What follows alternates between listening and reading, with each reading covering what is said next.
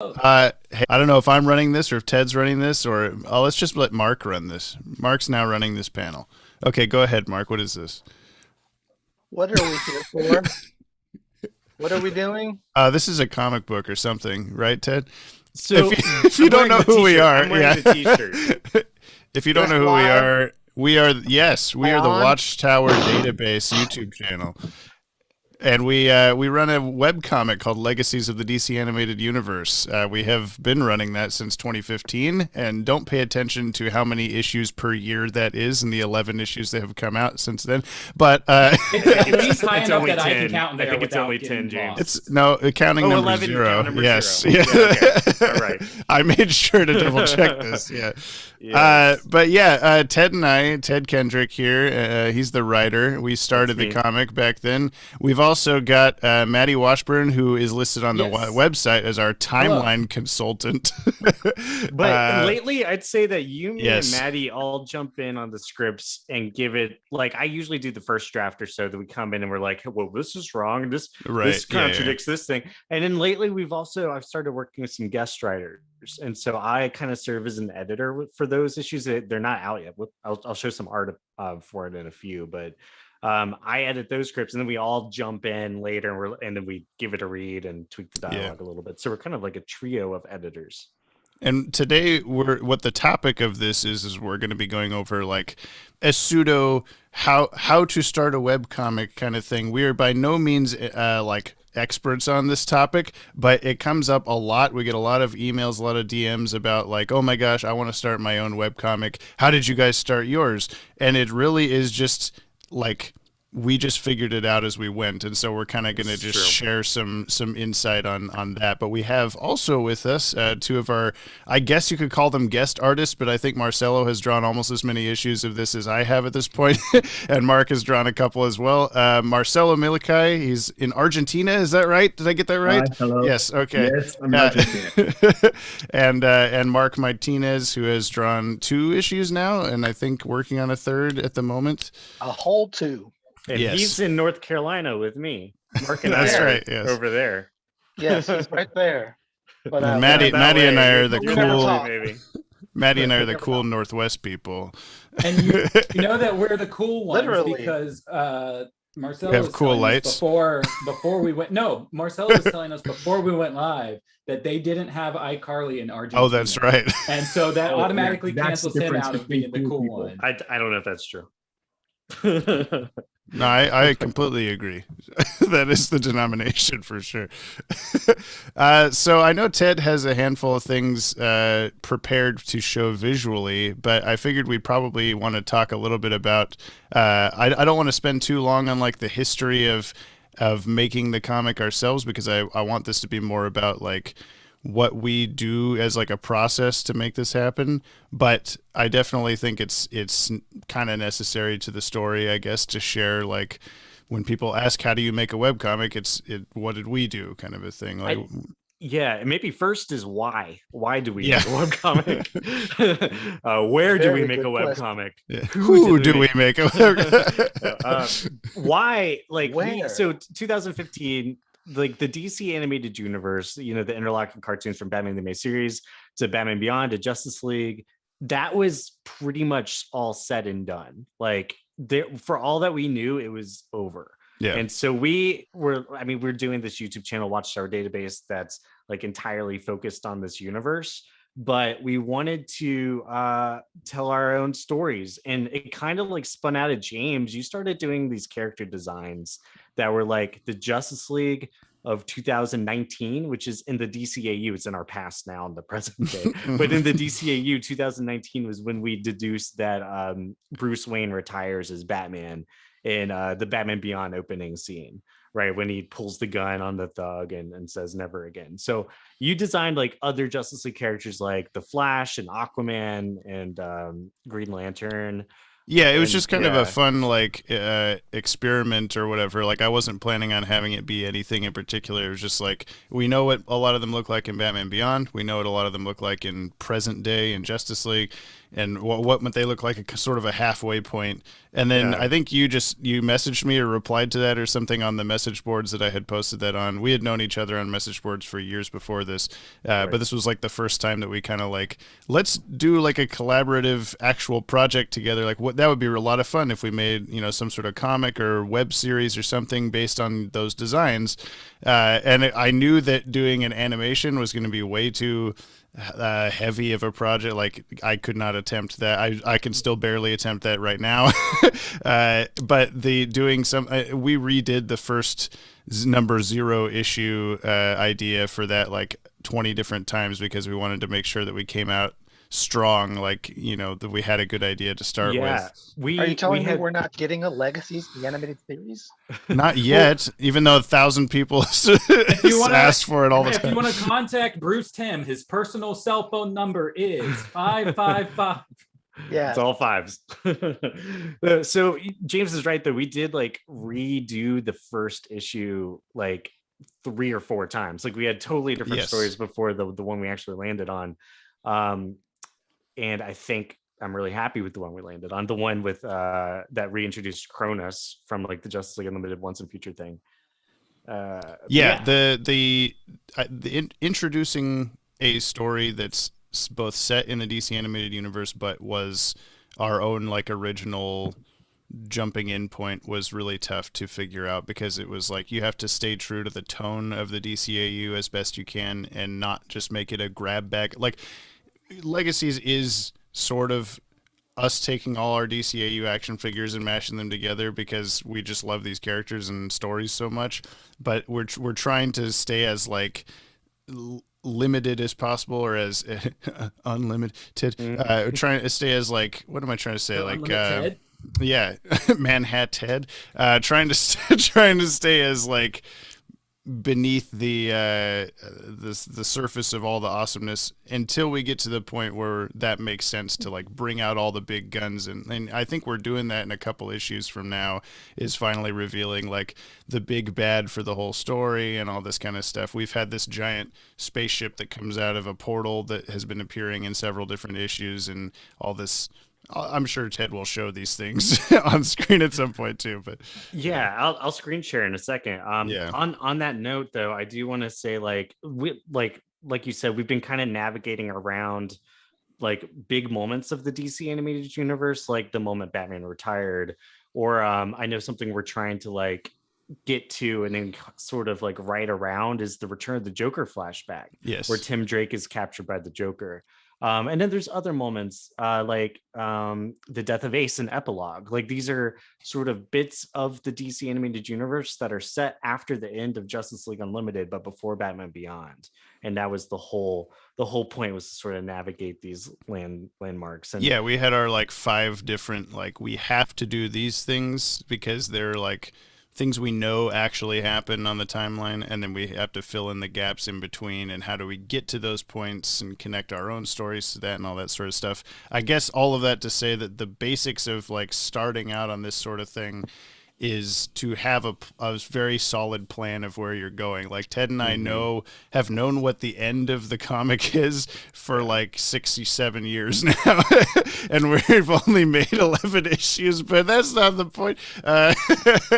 It's coming.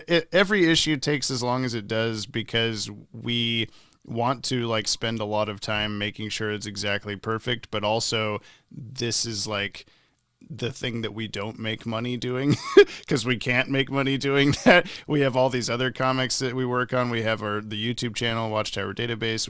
I have a movie that I'm making. Everybody has their own individual channels and projects. Yeah. Everyone has their own stuff going on all the time. And Legacies always takes a back seat but whenever we get around to it, it's always like, okay, put every ounce of like perfection into this as we possibly can because we want, it's only going to come out. It's only going to be 6 pages long. You want those 6 pages to be worth a 5-month wait or whatever it is. So, yeah. Absolutely. Yeah, definitely write them that way too, to be like, how can I compact everything I want to tell into 6 pages, but also, make it still engaging. Mark And sometimes that includes Daft Punk references. Sometimes. Mark was on a Easter egg video with us recently. Yeah, I don't know what that was.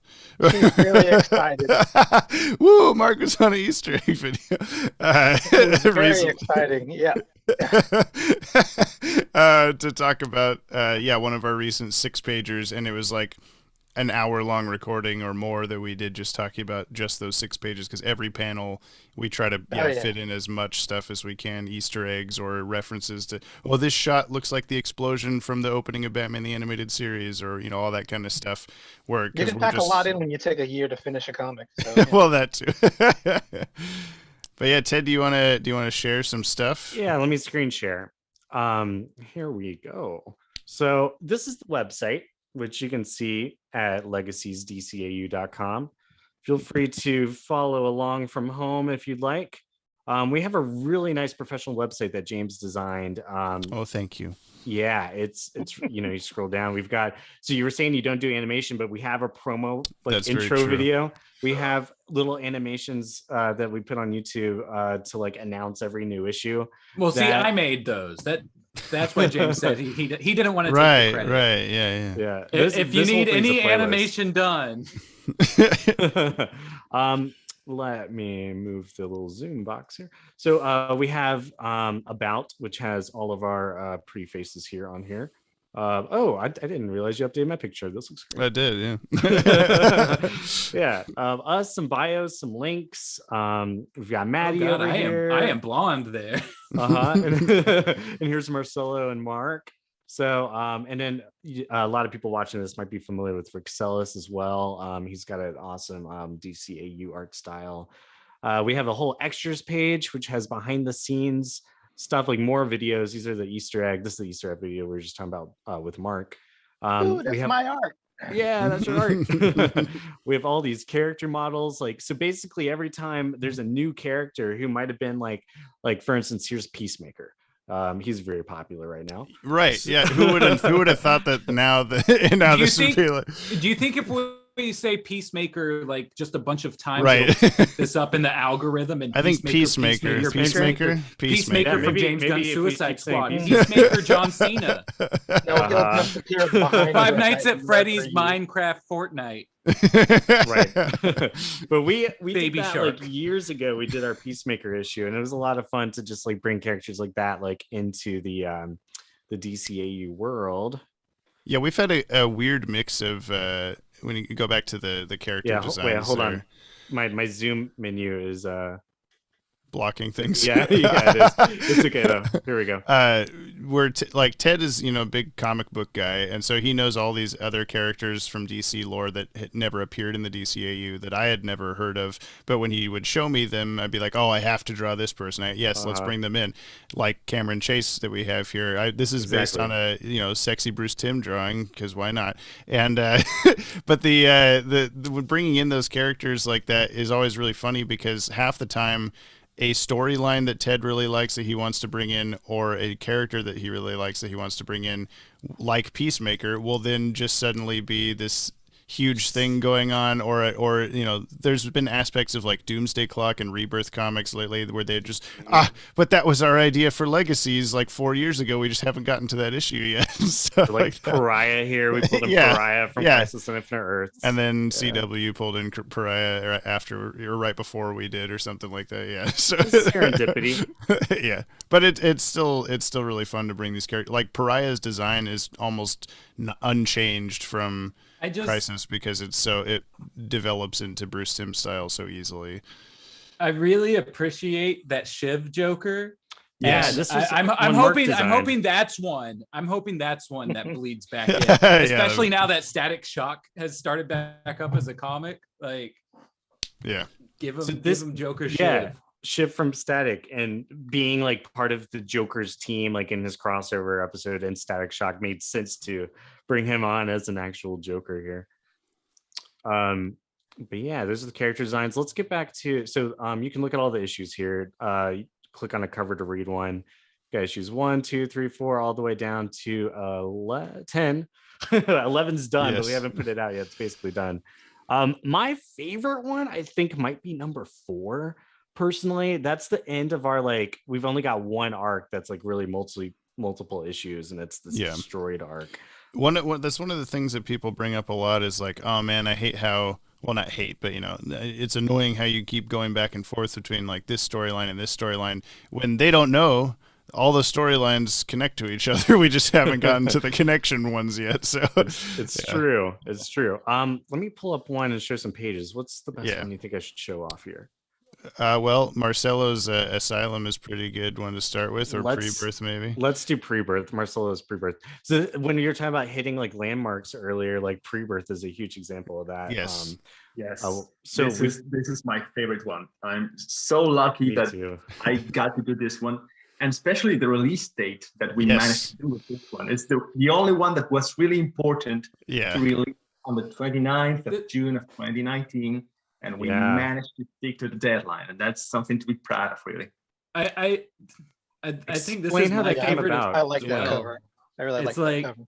By Rick Sellis. We've got Rick Sellis doing the art. We've got the canonical day of release is the day that Bruce Wayne retired. I got to sneak in some Hush Beyond stuff at the end, right? Because I had that idea. Just the whole, it's so fun. Yeah, Absolutely. This is a really, and it leads right into the start of Batman Beyond at the end. We've got the Batman Senzu. I'll skip to that page. Walkie-talkie there. That's true. Yeah, there's a lot of that kind of stuff. So you can this is a really good example of. This is a really good example of what the point of the comic is to bridge these two series together, JLU and Batman Beyond. And this one is a really good example of it literally leads right into the opening scene of Batman Beyond with Bruce quitting, but it also has all these elements throughout that are going to tie back into our story as we keep going. This is what were you saying, Maddie? I was saying we really try to pack as much stuff as we can into these. Y'all were saying that earlier, but it's so much to make it feel like it's an actual lived-in world, because we do all those continuity videos and everything and geek out about, wait, there's cell phones when there shouldn't be cell phones, what?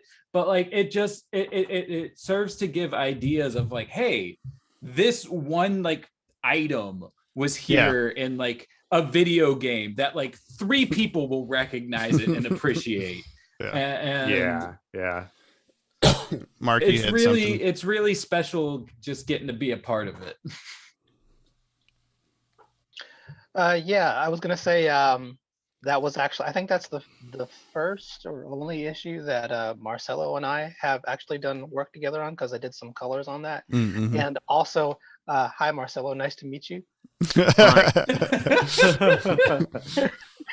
We didn't actually get to meet before the stream started, so I just moved it to issue number 0, by the way, because this one's a lot of fun. This is the first one James drew. Yeah, this was back when I couldn't decide. So we have a video on the Watchtower database about Batman's costumes and how maybe 2 or 3 of them are the exact same costume canonically. And so when we were starting Legacies, I had this idea that I would combine those costumes into one costume, which is kind of seen here with this. This Batman has the TNBA ears, but the Justice League costume. And there's also down below on the next page, there's a Batman being punched by Robin. He's in the Justice League costume, same thing that I just did up there, even though in the flashback of that he's in the new Batman Adventures costume, but also in the comics he's in the Batman the Animated Series costume. I was kind of had this idea at the time that I was just going to be Batman always looked like this no matter what time period we're doing, but luckily it doesn't mess up enough to make it ruin the entire comic. But that's one of the growing pains of making a webcomic, I guess, is you have to make these decisions here at the start. That decision that I made there, I now kind of have, I'm not exactly sticking to it, but stuff like that we've done is there's going to be dozens of more issues of this comic, and I have to pick a style or pick a character design for somebody so early on and stick to it throughout. And the same thing happens when we have rotating artists, is we're doing an issue right now where we have a Jon Stewart character that you might as well bring up from issue 9, I think. I have the but yeah, you have character some design in here. I can pull up too. That Mark did this character design based on the Mosaic look from DC Comics from the 80s. Is that right? That's right. From a Green Lantern Mosaic comic. And then Marcelo tweaked it. He gave him basically the original design looked like a big green like business necktie. tie. Yeah. And this everyone kept commenting on the tie. So. Yeah. Oh, you know what? I think the tie is still on the Legacies website. Hold on, let me pull that. Probably. I have not taken that down. Yeah, here it is. Okay. So this is the tie version. Ties are formal. Yes, that's right. This is his formal suit. But this is an example. Going to work. Yeah, going You're to work. Supposed to wear a tie to work. I'll pull up the issue too, where he appears for a second.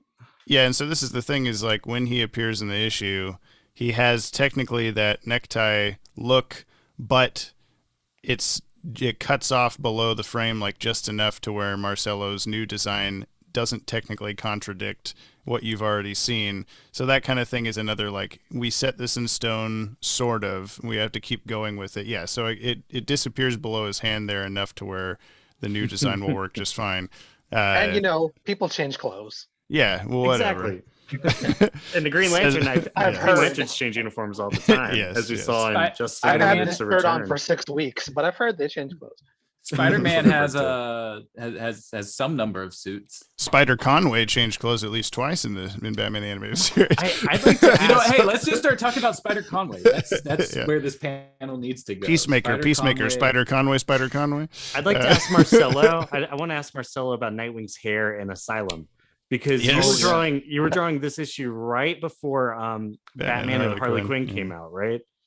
Not even that. We were drawing it before it was even announced, and we had to change it almost by surprise because we got the first screenshot of the movie, and it was just that one of Batman and Nightwing and Harley Quinn in the background, and we were like, "Well, is this canon?"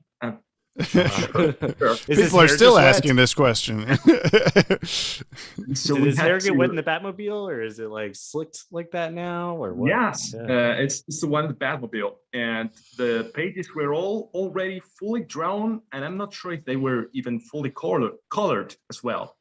And we were like, no, I'm sorry, it has to fit with whatever it's coming up now, and we had to change the hair. And that's one thing that I had a question for you, Ted.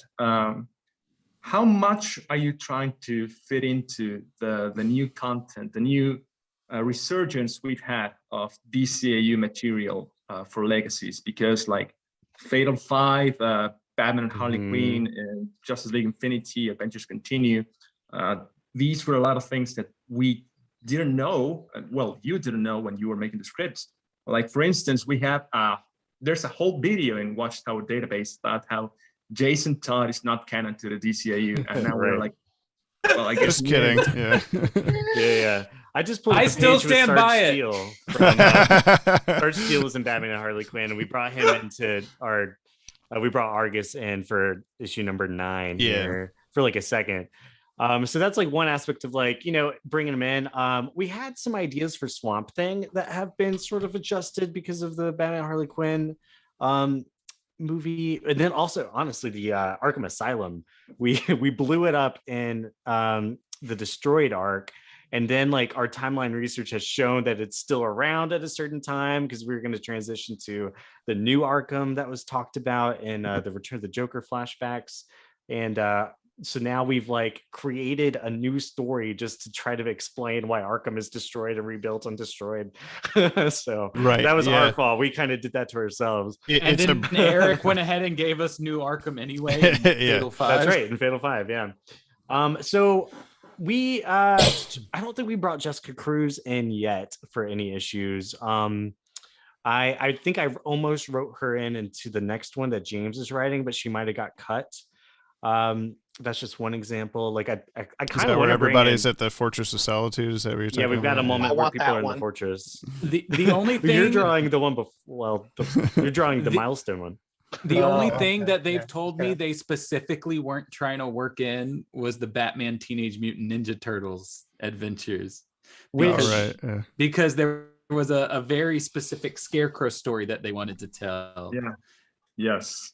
This is And yeah, let me pull that up. Let's just say Legacies is the what if of the DCAU, and this is just one version of the universe, which actually is basically what it is, because I'm not going to give it away, but once we get to the like final finale of the comic, there is some stuff going on there that will kind of feed into that idea. But, KO and Ben 10 are going to show up, and the Ghostbusters and the Ninja Turtles. And then Raven's going to almost go through the Teen Titans portal, but not really. What other buzzwords can we say for the algorithm? I do want to really quick while we're just sitting here before we get too much deeper into this. There is a charity going on during this that we should probably talk about. Yes. If you're watching this, there's a link in the description to donate to Project Hope. They've already raised. Let me refresh the page.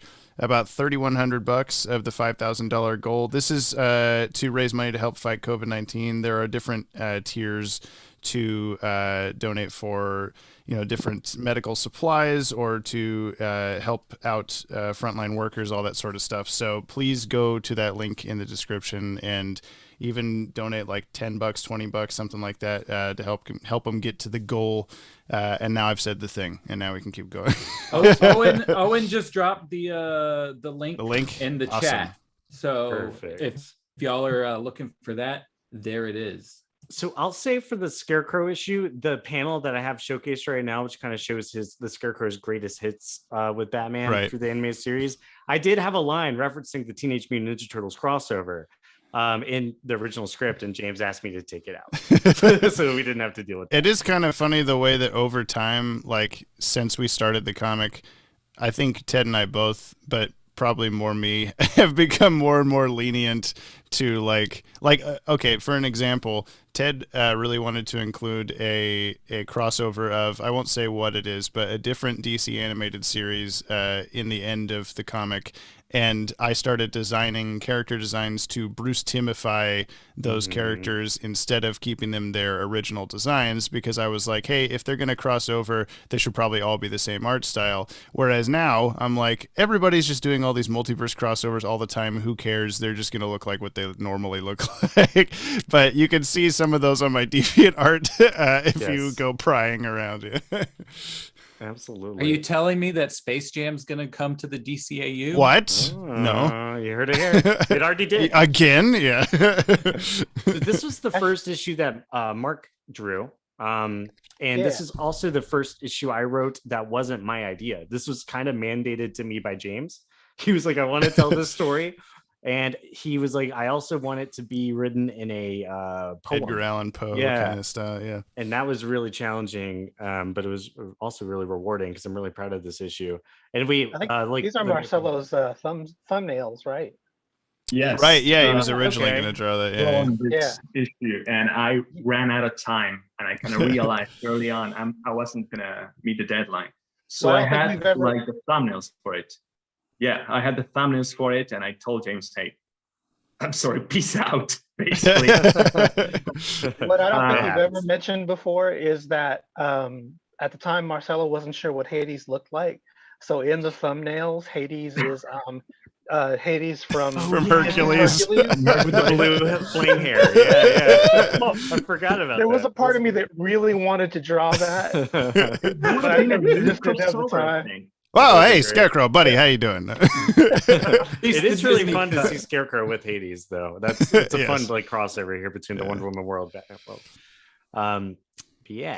is a really fun one. And this is also a good reference to the Fire from Olympus Batman episode where Maxie Zeus thinks that Batman is Hades in his insane state, and so we have that shadow that's sort of, is it Batman? Oh nope, it's Hades. I had no idea how I was going to do that shadow. It looks, you did it convincingly. Yeah, I was just like, how in the heck does this guy with big horns look like? The horns kind of blend into the prison bars. So, okay. Well, in the effort of time, I don't know how much time it has. I want to show some of these character designs and stuff that we've also done, because this will kind of show some fun plans for the future a little bit, and also they're just cool. Before Justice League Infinity brought back Amazo at the source wall, we were going to do Amazo at the source wall. And he's got his green outfit from the comics, which is kind of fun. Yeah. It's like they don't want us to write Legacies. They're just like, no, we'll do it for you. We'll do it for you. Stop. Yeah, don't worry. Yeah. Here's some of the future designs that James did. This is Aquaman of 2019. This was based on I want to say, Tommy Tejeda drawing of Aquaman at this age. And I don't think it was supposed to be DCAU, but it was, his art style is very similar. And so this is almost ripped directly from that. But I thought it was really great with the missing eye and the kind of like, he continues to get more and more Conan as he gets older and older. So. And we ended up seeing a little bit of like an old Aquaman in the animated world in the the Justice League Beyond comic by Derek Friedhoffs and Dustin Nguyen. So that was cool. Yeah. Out of curiosity, have you gone back to any of these and been like, well, now in hindsight that we've seen 2019 and we have Aquaman comics from 2019 and Aquaman movies, maybe I should like change it up a little bit, make it more modernized. Has there been any inclination to do I went back and redid, I don't know, I'd have to see which one it is. I know there's a couple of character designs that I definitely have redone like 6 or 7 times up until they actually appear in the comic, but a lot of them have just remained the same. And then when I we'll get to the Flash here in a minute, I'm sure, but that one I was definitely like the Flash design that I did was pull up on the website. Something that it was one of the original ones that I did in 2012 that made Ted want to make the comic with me, and that stayed exactly the same since then. We finally got to put that in a couple issues ago, so those are the fun ones. Didn't we end up seeing yes, and then I can't remember what it was in, but there was a Justice League Unlimited book, I think. Oh yeah. Some of these I think maybe subconsciously I had already seen in something else, because either Justice League Beyond or Justice League Unlimited comics had almost this exact Flash years before. Another thing though with these designs, and I'll never know for sure if this is the case, and I'm not going to actually point any fingers or blame anybody, but if my Superman design, which is just basically a melding of his modern day design and his Beyond design, being, he's got the cape still, but it's mostly the Beyond look. That identical look is in a Justice League Beyond comic that came out a few months after I first posted this online. And I have no idea if it's just completely parallel thinking because this is a pretty obvious, transition between the costumes, or if someone saw this and said, hey, that looks pretty cool, I'm going to use it. But you never know. We do know of a couple instances in real life where that exact thing has actually happened, and I'm not going to name names, but yeah, anyway. Real quick, I'm going to show off a couple panels from Marcelo's latest issue that you're working on. It's called Mosaic, and this does have that Flash design that we just showed off, as well as 90s costume Kyle Rayner. Yeah, I'm really excited for this one. Using that character design for Flash, which has become kind of a bit of a trouble, because now I understand the need for model sheets where you can see the character from all every angles. Yeah. Because how the hell does that lightning wrap around him? I'll never reveal the secret. I don't think I'm ever going to make any panel where we show the Flash's back. It's just going to be like this. I'm going to find a way. Yeah, that's why you turned him to point. Yeah. I'm going to break it. That's not Killer Moth, is it? No, this is it's very close. It's Killer Moth's evolution of Draxus. Yeah, but he used to be Killer Moth. Now he's spliced himself into a moth. Which we do have an issue with Cadmus Labs that will show this same character. Yeah. This is a new version of the Cadre with Overmaster, who's like a 1980s Justice League villain. I've got a couple of thumbnails from this issue too that Marcelo made. So this is kind of how the art starts with these. These sorts of pages. You can see Mosaic, John Stewart there in the bottom left. I'll do one more page. Yeah, this is kind of the fight scene. You can see the green energy, actually the green. That's fun. Honestly, when okay, so I can pinpoint exactly how we brought Mark on. I found him on DeviantArt and said, "Hey, we want to do some stuff." I cannot remember how Marcelo got involved. Can you Can you remind me? Okay. Yes, I remember very well. I think I found your website of Legacies in the World's Finest Online, which I always visit to this day. Yes. And I saw that you were doing a comic, and it reminded me of a previous one similar to Legacies. It was Batman Adventure, something like that. It was World's Finest Online. Was I it, thought, hey, The was Dark it Dark Knight Knight Adventures. Adventures? Yep. I just pulled it up. Yes. And I thought, hey, that's a neat idea. Maybe I could somehow get in. And I knew we'd be talking about this. Yes. Yeah. And I think I just sent James or whatever the mail was, like, hey, I kind of draw DCAU stuff. Here's like some page samples. And I think we kind of really had the same ideas, because page samples I sent were Bruce in a bit of a mashup of the Batman Beyond costume, but with a cape, and Rachel Gould, because of course I still want to do the Apocalypse of '09, and like a Dark Knight Returns, Batman as well. And so we kind of meshed up in that. And the first thing I did, I think I got pretty early on the comic books, because I did the cover for the aftermath of the Battle of Metropolis. Yes, and the one with the Daily Planet all falling apart. I'll Yeah. pull that up real quick. And for that issue, I did most of the backgrounds of the destroyed city, because Yes. as I recall, James hates doing backgrounds. Backgrounds and crowd. Yeah, backgrounds and crowds. Yeah. So I started with that one. Any of us like crowds? I love to write a crowd scene. Yeah, you don't count I it. love crowds. I can tell. The good thing about crowds is that's how you canonize Jimmy Neutron to the It DCAU. sure is. Can I pull up that page really fast? It's in number 19. Yes. Yeah, What I was gonna say about bringing Marcelo in was that when I sit down to do the actual comic, I will take my time with every single line that I'm drawing. But when I do like the thumbnails, the really rough stuff, just to show Ted, like, hey, here's my idea for what's coming up, I barely spend any time on it all. I'm just through the whole thing, just blasting through it, and it looks horrible. It doesn't look anything like. It just shows like the character placements, where they're going to be on the page, and that kind of stuff. Whenever you send over your thumbnails, I'm always like, damn it, this guy draws better than me. Like, Hold on. Like, Hold on. Oh. I just realized something about this image, and now I'm sad. Does this take place on New Year's Eve? You're talking about the Bruce Wayne picture I just pulled up? This This is just one of Marcelo's recent pages. I don't think we have a date. that no, it's- I don't Oh, think we it's do. on New Year's Eve, but this is the. but it is. It you is what I'm you have thinking the, it is. it is what you think it is. Yes. Wait, this This is from the latest very issue. next issue. Yes. Change Marcelo it to make drew. it New Year's Eve. It'll hit harder. Here's some spoilers. Yeah. You can maybe tell whose funeral this is from the attendees here, potentially. But yeah, it's a funeral issue. We put Nightwing in the eye patch for what, like Hush Beyond? Wasn't that a Hush Beyond reference? Yeah. Yes. Yeah. So Nightwing's that is Dick Grayson there in the foreground. Finally, Ted, you found a way to make a 6-pager where 5 out of the 6 pages are crowd shots. Yes, I did. Finally, indeed. Ted, you put some crowds in the comic. Yeah, this isn't a huge crowd, but there's still, like, even here on this page, like Barbara and her husband Sam Young from Batman Beyond. You've got Bullock and Montoya. We gotta add Gloria in now.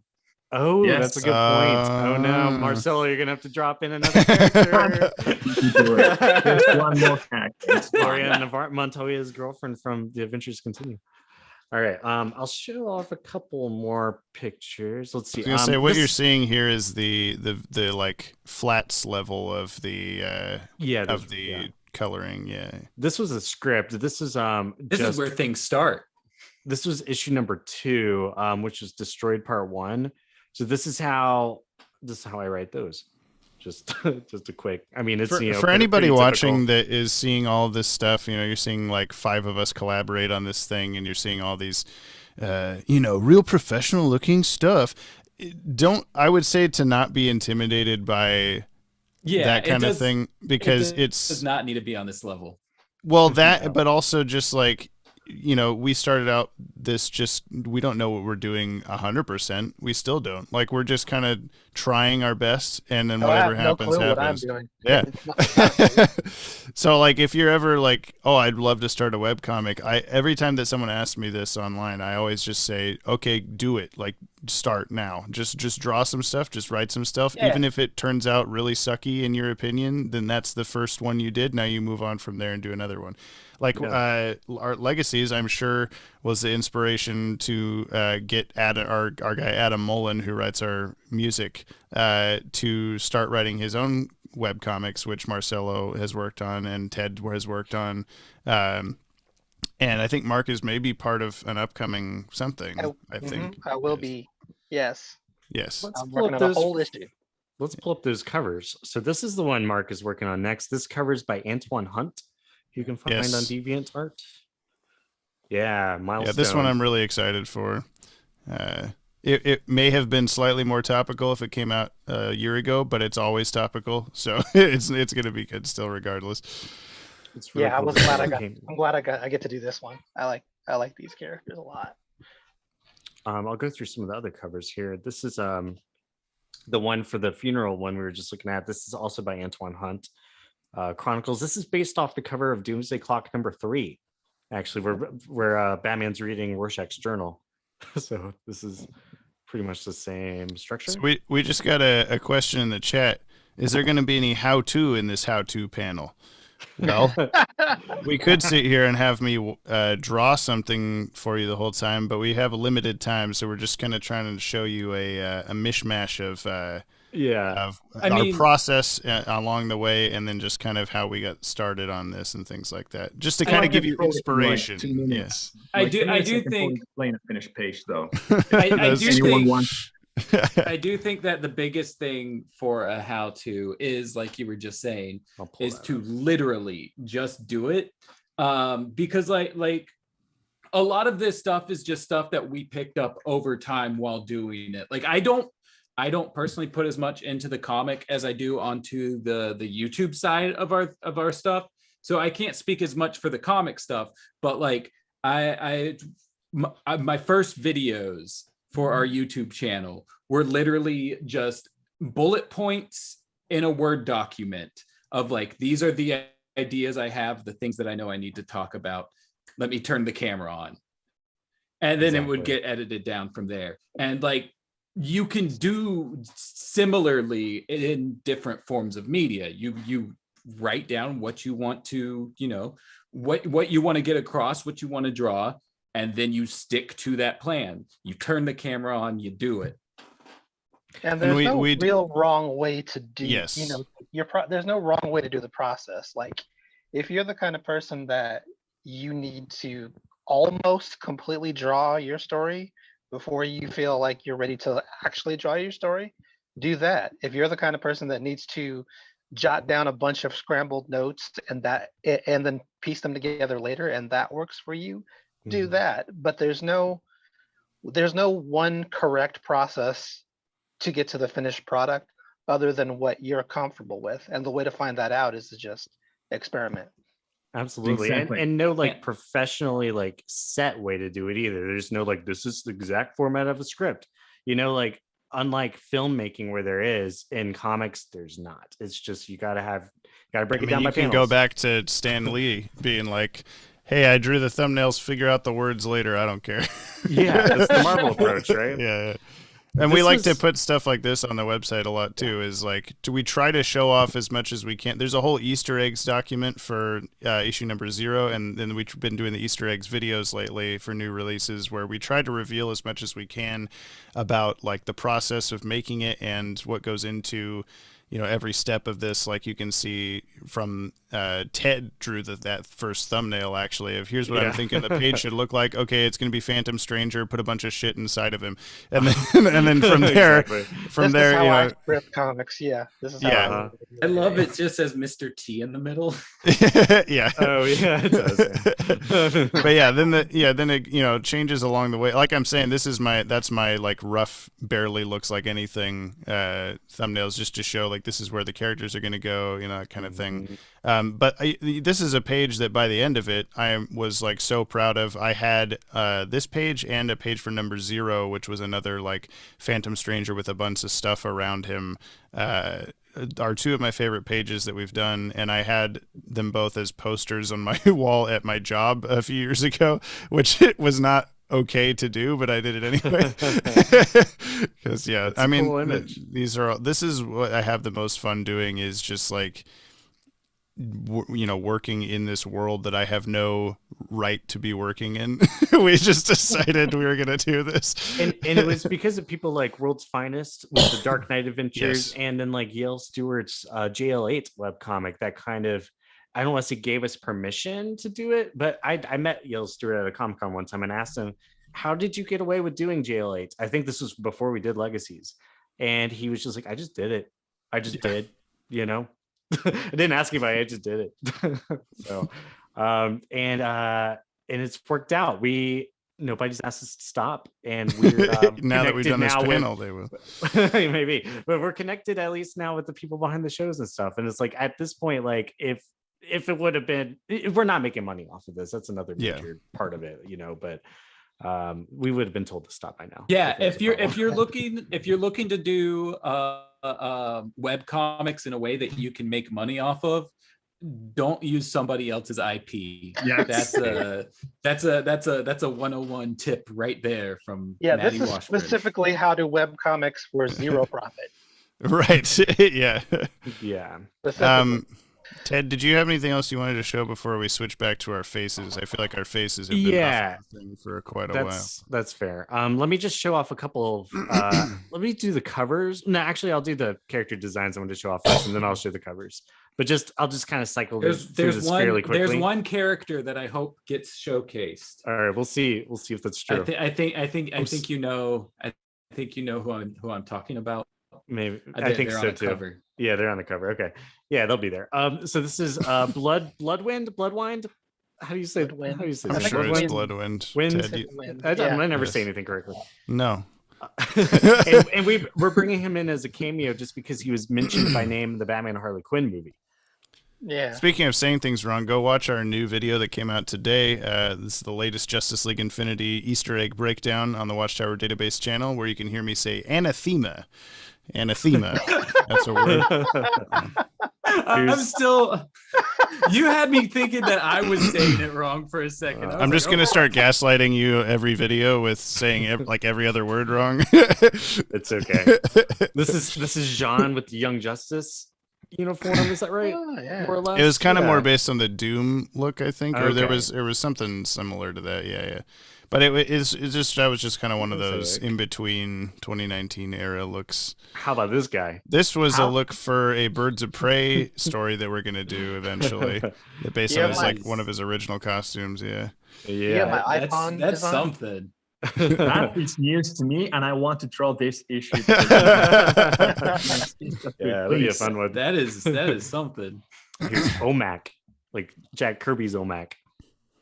Which was another. This was one of the. Yeah, this was one that Ted had me redo a few times. There's an action figure of OMAC in the JLU line that is almost like just completely blue. They have like a Cyclops eye and the mohawk, and it was it was like based on the Infinite Crisis. Yes.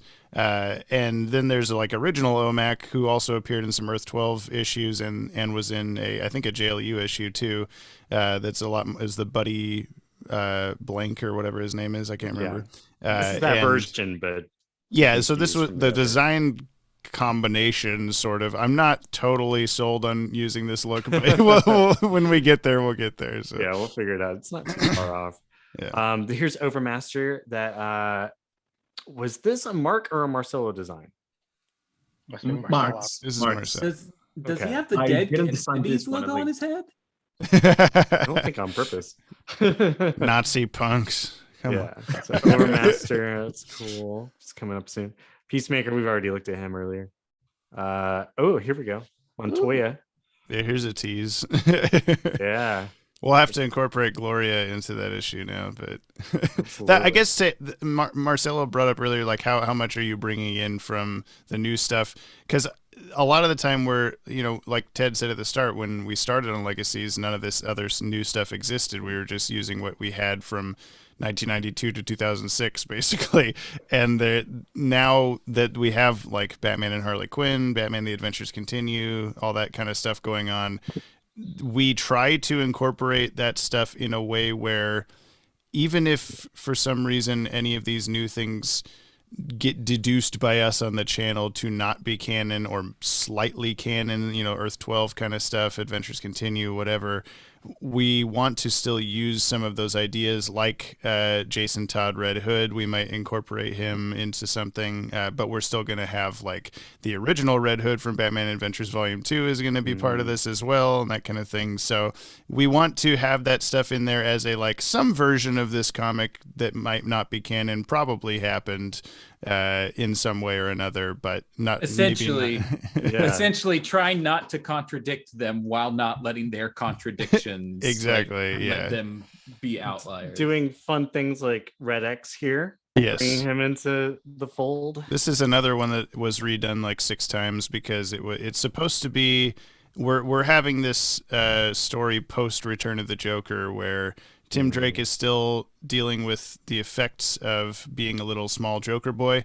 Leslie Tompkins is trying to nurse him back to health and help him out, and so that's what this kind of gas mask thing on his face is like an antidote to the Joker toxin that he has to constantly breathe, or else he will revert back into Joker form. And so we decided he goes out on his own to. Well, screw Batman. If he's not going to let me be Robin, I'm going to do my own thing. But then that doesn't end up lasting very long. Did y'all not watch the Tim Sheridan panel earlier? He said that the identity of Red X wasn't supposed to be announced until we hit 50,000 in donations. Well, are we at 50,000 in the donations? Whoopsie daisy. Well, if we get 50K, we can still get Glenn Murakami to tell us who the original Red X is. Yes, yeah. Hopefully. Here's Superboy, basically the same character design as Teenage Superman from the last Son of Krypton episode. Mm-hmm. So that's kind of cool. But we have the official Superboy now. Yeah, right, yeah. Yeah, exactly, which we might use. So that's all the character designs that I wanted to show off. But let me do a couple of covers just to show what's in the future for Legacies. I showed you the Chronicles one based off.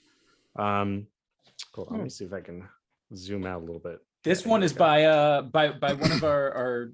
Is he a patron or is he just a Discord member? He's just a Discord member. Hayden. I thought he was a patron at one point. But yeah, Den has been a member of our Discord server for a while and got noticed really early on for just how wonderful his art and coloring is, and we asked him to do a cover for us. And this is of course based off the Dark Knight Returns by Frank Miller. Yes.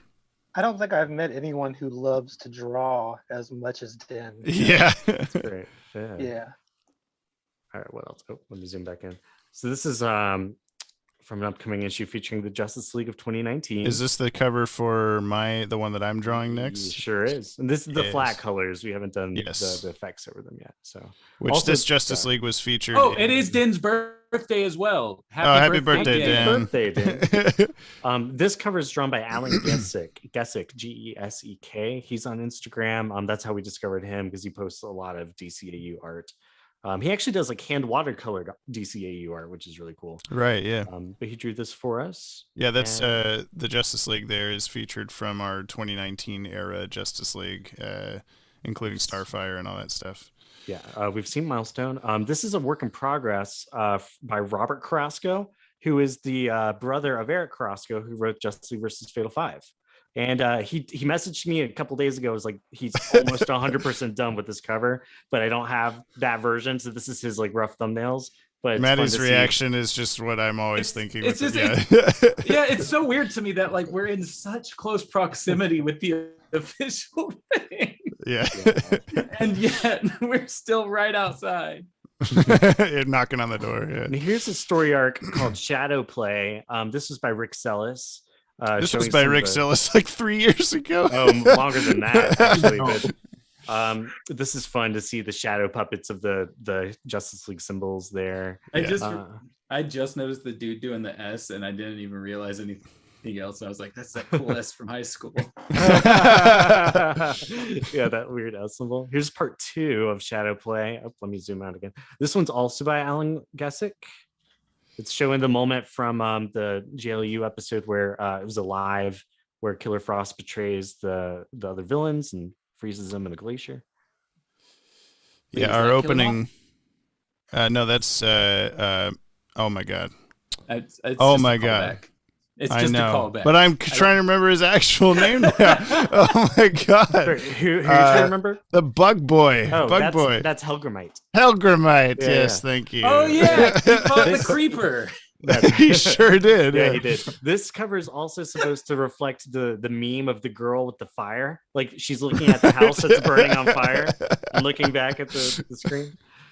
All right, and I think I got one more to show off. Let me zoom back in. This one is by Andrew Kenneth. It's my boy. It's my boy. So we brought in Mr. Wing from The Adventures Continue. That's an example of bringing in the good stuff, leaving out the bad stuff. Andrew Kenneth is also on Instagram. He's got a great page where he has his Batman D-list villain series where he draws all these like obscure Batman characters in the Bruce Timm style. Some of them appeared in the comics. And DC Instagram models series. He's a great Instagram page to follow for sure, Andrew Kenneth. That's all the art I was going to show here. I will show our faces again before we leave. Ah, there we are. We're back. It's us again. Yeah. Well, I guess I just wanted to sort of like bring that all together to just kind of reiterate, like, we're just a bunch of nobodies that don't really know what we're doing, but we jumped into this with a really solid idea and just kind of over time, you know, meeting other artists, bringing in other writers, all this stuff. It has been a several year project. So I guess my biggest like advice for if you're wanting to get into making your own webcomics is to definitely start off with like a very like, it doesn't have to be like us where we have, you know, 100 different issues planned out for the last decade or whatever, but well, the ideas for them, Ted. I'm not saying written, although he's got this face like, what are you talking about? But have like 37. Have at least, you know, your first couple issues figured out, like, this is exactly what I want to do. How am I going to make it happen? And just start trying to do it, because like I said, we redid the first issue a bunch of different times before finally finding like that exact perfect thing that we really loved. So. And by redo, we didn't draw it all from start to finish. We did bits of it and realized this isn't working. Let's redo the story. It was usually the writing that was redone, and all the different, like, you know, you're seeing the different process steps of the covers and the colors inside the issue and the character designs and all that stuff. On some level, you might not need to do that, because like creating those character designs ahead of time was my way of like OCD controlling, like, this is what it's going to look like, this is what it's going to be. And that's helped me, and I think Marcelo and Mark, a lot with like, this is the direction we're going with this. But on the other hand, we have stuff like a lot of the new DCAU comics coming out, or some of the old ones even, we'll contact the artist and be like, oh man, do you have the model sheet for this character? And they'll be like, I never created a model sheet for that character. What are you talking about? I just drew them into the comic. Yeah. So there's not like a right or wrong way to do it. It's whatever makes you feel the most organized and like ready to attack the comic and go for it is the best way to do it for you, I would say. Yeah. And I will say, to add onto that, don't feel like you've got to do it all yourself. Like obviously we are a team on this book specifically, a team of 5, even more people if you include all the different artists and everything. And guest but like writers. None of us started this as like a, hey, I'm gonna go solo. Like, someone needed to be able to write. Okay, I can write. Hey, do I know someone who can draw? They can draw, you know.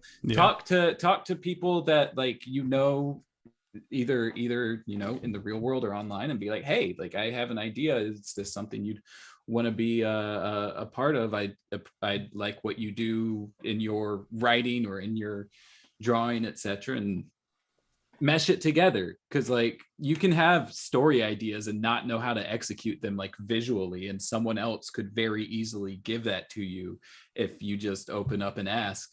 And it can lead to other opportunities too. Like Marcelo and Mark, for instance, you're both now doing issues of the Lost Dominion comic book, which I've been editing with Adam Mullen, who's the composer for the Watchtower database videos. But this was a sci-fi Western story that he wanted to tell. And because of your work on Legacies, I believe, is how he was attuned to you, and then like brought you onto that project. That I've been working on. I've already drawn more pages for Lost Dominion by far than what I've done for Legacies. Those are 40-page comics. Yeah, those are big boys. They're very long. And that's also an important thing to me. If you want to start doing something, for me, in the side of just drawing comic books, but I imagine it applies to writing as well. Just start doing stuff. Don't get hung up on waiting for like the perfect issue. It has to be just right, because you're going to be learning stuff along the way. Like I look back at some of the first issues I drew of Legacies. I look at mistakes and I see, oh, I could have done that better now. Like for instance, one of the first covers I did, I literally scanned 2 drawings I did, and the page was like dirty, and I just meshed it up in Photoshop, and it looks fine, mostly because James is great at doing colors. But now you grow up and you are like, oh yeah, maybe you should invest in better technology, or maybe you learn to draw with different programs or whatever, and you learn to do much more stuff. Right now, the reason that we are delaying a bit the upcoming issue is because I'm trying to learn James's effects, whatever, for the finalized pages, because that's useful stuff to know, really. And you just have to do stuff. If I hadn't started drawing Legacies, even if I probably felt unprepared at the time to be doing something like this, I wouldn't be drawing Lost Dominion now, or whatever other jobs I'm working on right now. So just start doing stuff, and trust that you'll be learning along the way to do it better. But it's important to just do stuff first. And that's something that in a lot of our interviews that we've had with like creatives from within the industry, that's a similar thing to what they say. Their experiences like working on the real deal Batman and Superman and all that stuff. I remember specifically, what was it? Dan Reba was talking about how like they wrote a Dr. Fate episode and they didn't know how to do the effects for Dr. Fate, and it was all just trial and error the whole way through. And like even even like Bruce Timm himself has said in multiple interviews that like he doesn't like going back to the old stuff because all he's able to see is the flaws, whereas like we all see like, oh, this is beautiful art. Like you're always your biggest critic, and so just don't let yourself get in your own way of just making something that's going to make you happy, that you think might resonate with other people. The Legacies also taught me word balloon lettering, so I started doing that with issue number 3. James did 0, 1, and 2. Then I jumped in, and the work, when I look back at issue 3, I'm just like, oh, I could have done this a little better, could have done this. And now I do it a lot faster. I've just gotten really good at it, I think, at least.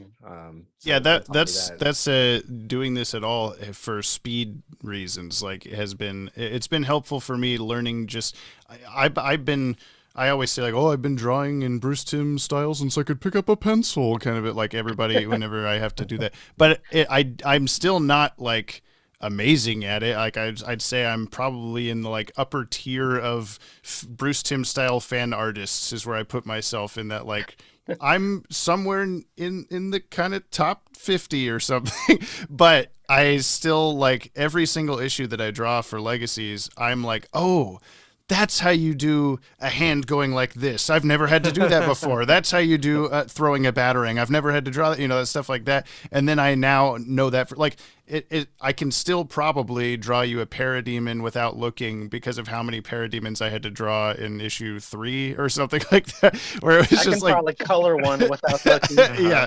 And now you all know how to do a crowd scene.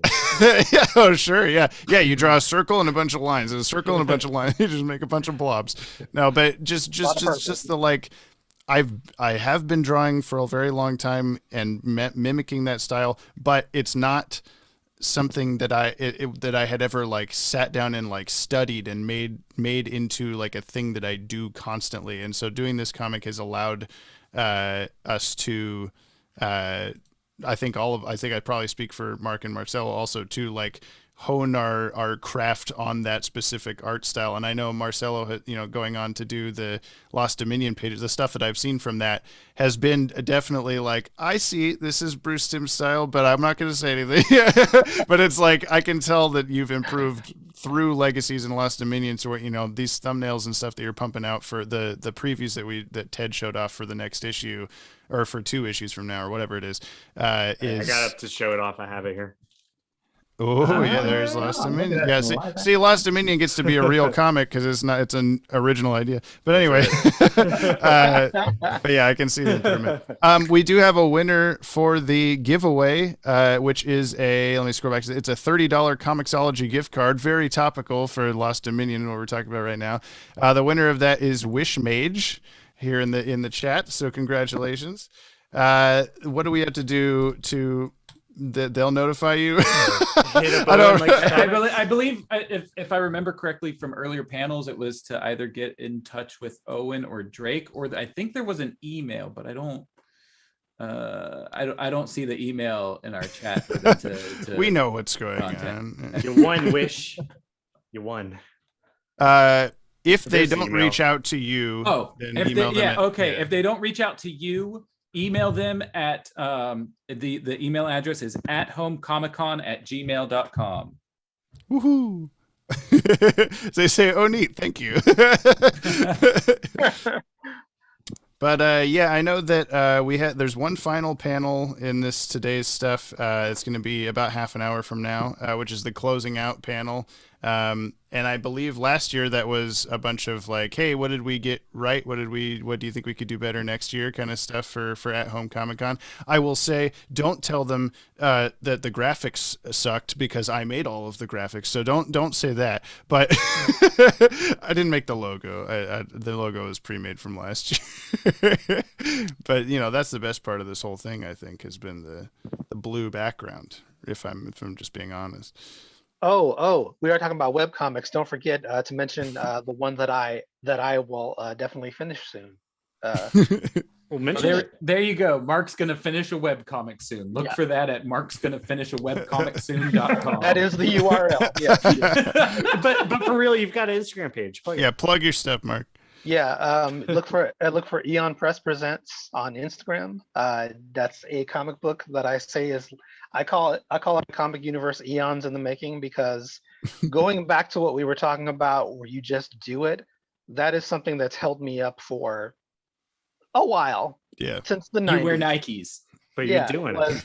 Don't let the perfect be the enemy of the good, because that can hold you back. You were like, no, I gotta do it this way. No, I gotta do it this way. Just get it out there. And that's what I've started doing lately, which is why I have the Instagram page and the art. Eon Press Presents is my own original comic book universe that I'm going to be writing as a type of anthology story arcs, which will be available for everyone to read on eonpresspresents.com, which is a website that's up, but there's not anything there to read yet. But it'll be the evolution of a comic universe, as if the world is being introduced to the concept of superpowered beings for the very first time. So Look for that. And you can redirect to that URL from marksgonnamakeawebcomicsoon.com. I should buy that. I want to plug my newsletter. I have a newsletter. I do filmmaking, comic writing, all sorts of stuff. And you can find that at tedkendrick.com. It's a Substack newsletter. So if you could do tedkendrick.substack.com, but it's also just on tedkendrick.com. I've got a sci-fi comedy short film that I just produced last weekend. And I've got a Bigfoot movie that I'm going to be releasing soon. And I've been writing a lot of other stuff too, so it's all there. Marcelo, where are you? Where do we do? Instagram. Instagram, it's milikai.art. If you like to see Batman, well, there's a lot of Batman in there. Yes, there is. I'm already going on the 3rd issue of Lost Dominion. As we said, I'm working with Adam and doing the main series, and Mark is doing the anthology series. And I am also working on Batman, the animated series animation with Bat Vector. I'm doing like background and storyboard stuff. Oh, I didn't know you were part of that. That's cool. I knew it's happening, but I didn't know you were in that. Awesome. We already released a trailer. Just look it up, and it's looking pretty good so far. We are hopefully going to have more stuff along the way this year. And finally, of course, I have 2 upcoming issues of Legacies that I think we can manage to release this year. As long as at least one of them. At least one of them. Yes, that's what I was going to say. One of them is almost ready. Yeah. That's just right there. And if I really push it, I can do Mosaic as well with John Stewart. So yeah, we're looking forward to that as well. That's it. And Maddie's on the Watchtower database. Yeah, well, I mean, I have creative projects I'm working on, but like it's one of those things where the ADHD brain gets the best of you, and you kind of like don't put as much into them as you should be. But I've got music coming from my band, My Brother the Ocean. You can look us up on Google. You'll find all the places.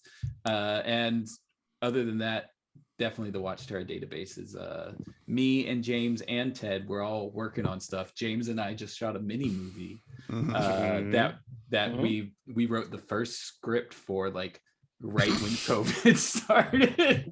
We are getting together in about 2 weeks to do a huge, it's our sort of story finale that we've been building to. Gonna be another mini movie. Yeah. And the first script for that was written even earlier, 2018. We've been saying for a while we have this big 3-part story finale coming up because COVID has kept us from getting together in person to film for that. But yeah, Maddie and I just filmed the first of those 3 a couple weeks ago, which I have a lot of editing to do, but it's gonna be really cool. The next one will be filmed very soon, and then we have our finale that we're filming in a couple of weeks. All of that is going to take a lot of editing time for any Watchtower database fans watching, so don't expect that to come out like immediately. But it's definitely going to be. We are sneaking in a bunch of covert prequels, so make sure you're subscribed and tuned in to every video in Watchtower database. Yes, every once in a while a video will, like at the last second, become, oh, this is connected to the story. I didn't know, kind of a deal. So yeah. When does My Reality come out? Oh, after the mini movies. That's James. Yeah, I've been working on a movie, Vi Reality. You can find it on social media at Vi Reality Movie. It's VI Reality is how you spell it. And that's been something I've been working. I just put out an update video a couple weeks ago or last week, I guess, that is everything that you ever want to know about what's currently going on with the movie. Just go watch that. It's on the Watchtower database channel. And I mean, we don't have a lot to say to wrap this up. I hope that anyone watching at least got a little bit of info on, if you were interested in starting your own webcomic, kind of how to approach it, or just some insight on what it takes to make it happen at all, or inspiration. Or maybe you're just a fan of what we do, and that you just got to see a bunch of cool teases for things that are coming up. So either way, I hope everyone had an enjoyable time here. Thank you at Home Comic Con for hosting us here, and for having a bunch of cool other panels all day yesterday and today that you should definitely go check out once you're done here and once it's all over. It's been a blast getting to do this 2 years in a row now. This is the second at Home Comic Con, and it's already grown so much just from last year. There's like industry talent that we're following up. So like, this is my first panel. Very exciting. On anything. I want to Maybe. invite people too, if they have any lingering questions about the webcomic process, hit us up on social media. You can find us pretty easily off the DCAU Watchtower page. Yeah, you can also email info@legacesdcau.com to go right to us about the webcomics. We know that's what you want to talk If about. you want to ask James to draw a comic for you or anything. Yeah, exactly. Oh yeah. Subscribe to me on YouTube. I'm there too. I do this too. Yes. Digital He's Jedi on Master. Mark is Yeah, making I a was about to YouTube say, are you gonna channel.com. markdoesthings.com redirects to anything you might want to see from Mark. I'm just gonna make a link tree. I might as well. All right. Well, Well, everyone else, thank you. that's Thank you for it. watching, anybody that's still here. And I guess care. signing off now. Bye. Yes.